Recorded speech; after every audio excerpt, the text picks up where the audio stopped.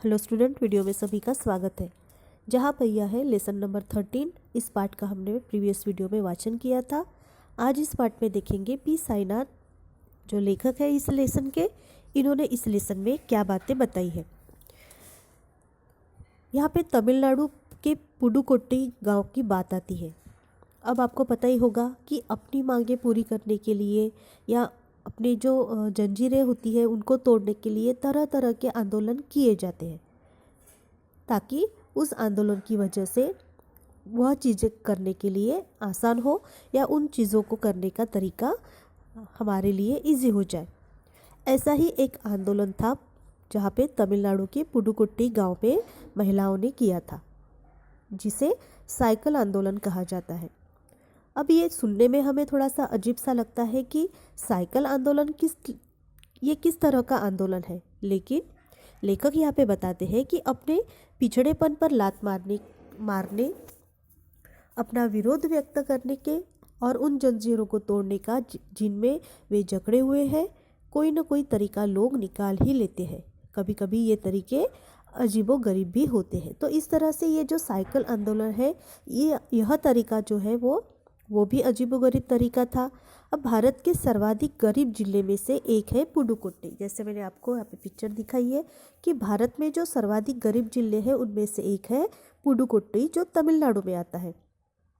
अब यहाँ पे क्या हुआ था, तो पिछले दिनों यहाँ की ग्रामीण महिलाओं ने अपनी स्वाधीनता, आज़ादी और गतिशीलता को अभिव्यक्त करने के लिए प्रतीक के रूप में साइकिल को चुना। अब महिलाओं ने क्या किया यहाँ पर कि जो ग्रामीण महिलाएं हैं, जो गांव देहातों में रहने वाली महिला है, उन्होंने अपनी स्वाधीनता के लिए, अपनी आज़ादी के लिए, अपनी गतिशीलता को और बढ़ाने के लिए एक प्रतीक के रूप में उन्होंने साइकिल का चुनाव किया। उनमें से अधिकांश नवसाक्षर थी, जो अभी अभी पढ़ना लिखना जिन्होंने शुरू किया था। अगर हम 10 वर्ष से कम उम्र की लड़कियों को अलग कर दें तो इसका अर्थ यह होगा कि यह ग्रामीण महिलाओं में से 1/4 हिस्से ने साइकिल चलाना सीख लिया है, और इन महिलाओं में से 70,000 से भी अधिक महिलाओं ने प्रदर्शन एवं प्रतियोगिता जैसे सार्वजनिक कार्यक्रमों में बड़े गर्व के साथ अपने नए कौशल का प्रदर्शन किया, और अभी भी उनमें साइकिल चलाने की इच्छा जारी है। वहाँ इसके लिए कई प्रशिक्षण शिविर चल रहे हैं। अब पुडुकोट्टई शहर गांव में क्या हुआ कि जो नवसाक्षर महिलाएं थी, जो नवसाक्षर लड़कियां थी, उन्होंने भी साइकिल चलाना यहाँ पे शुरू किया। तो ये सब जो इनको साइकिल चलाने की जो सहूलियत मिली, ये सिर्फ वो साइकिल आंदोलन की वजह से, जिसके लिए इस गाँव की महिलाओं ने आंदोलन किया था अपनी आज़ादी के लिए, अपनी स्वाधीनता के लिए। और उस आंदोलन का परिणाम ये हुआ कि आज पुडुकोट्टई के गांव की सारी महिलाएं साइकिल चला सकती है। अब आगे लेखक क्या बताते हैं, देखते हैं। अब ग्रामीण पुडुकोट्टई के मुख्य इलाके में अत्यंत रूढ़िवादी पृष्ठभूमि से आई युवा मुस्लिम लड़कियां सड़कों से अपनी साइकिल पर जाती हुई दिखाई देती है। जमीला बीबी नामक एक युवती ने, जिसने साइकिल चलाना शुरू किया है, मुझसे कहा, यह मेरा अधिकार है, अब हम कहीं भी जा सकते हैं, अब हमें बस का इंतज़ार नहीं करना पड़ता।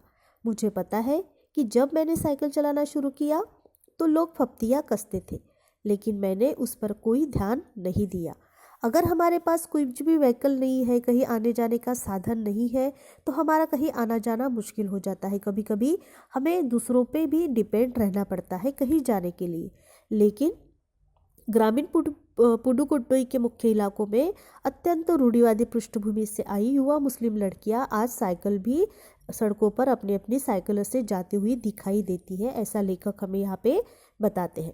तो जमीला बीबी नामक जो एक युवती थी, उसने साइकिल चलाना सबसे पहले शुरू किया।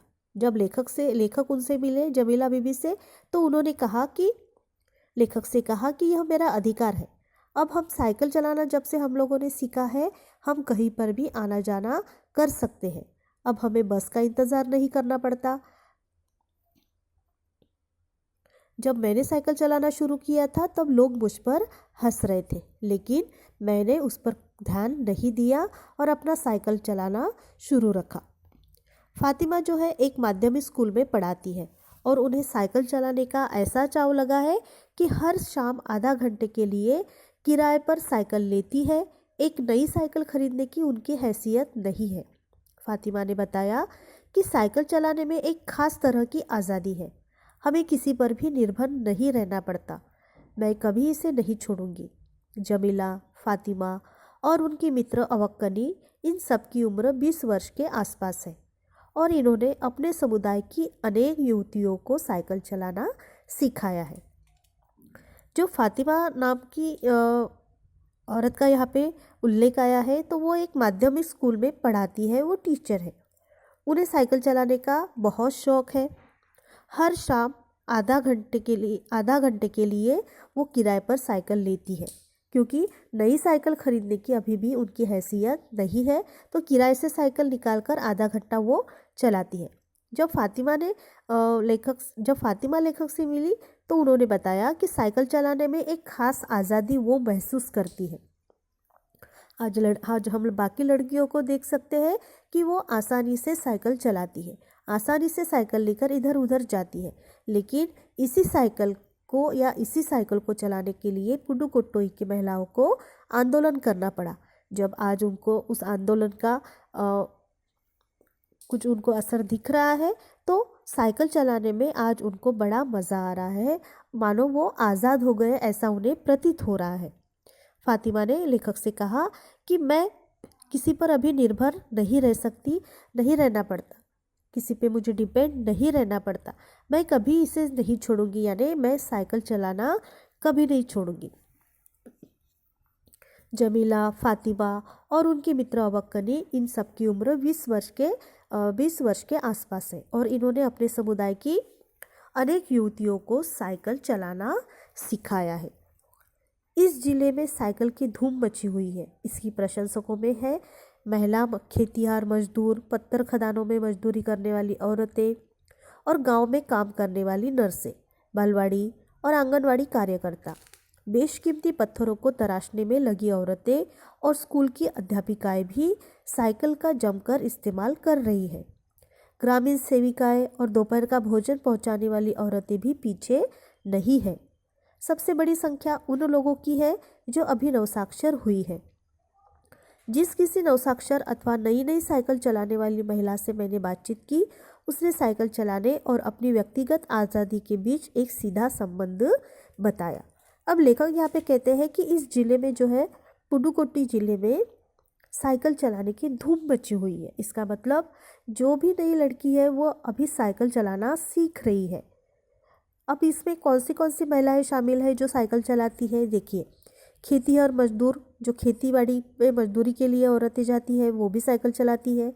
पत्थर खदानों में मजदूरी करने वाली औरतें जो होती है, वो भी साइकिल चला रही है।